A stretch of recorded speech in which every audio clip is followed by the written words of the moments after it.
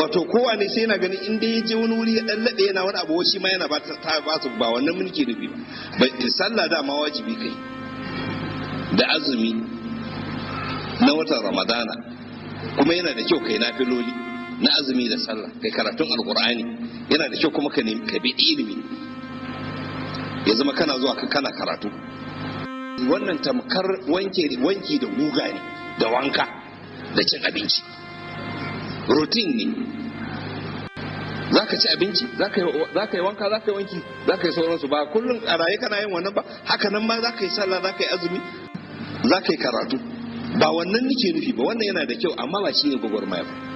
Gwagwarmaya ita ce kana tare da wasu mutane, majmu'a na mutane, tunda wannan aikin gaya ne ba aikin individual. Kana tare da wasu majmu'a na mutane wanda kuke da wani hadafi. Hadafin shine kasar nan sai kun juya ta koma addinin musulunci. Kana ba da gudunmuwan ka ciki, shine gwagwarmaya. To duba ka gani mana, kana tare da waɗanda tambaya ita ce, akwai wasu mutane a ƙasar nan waɗanda suke cewa a koma ma addinin musulunci? Akwai su ko ba su? Kana jin labarinsu ne ko kana tare da su ne? Kuma wace gudunmuwa kake bayarwa?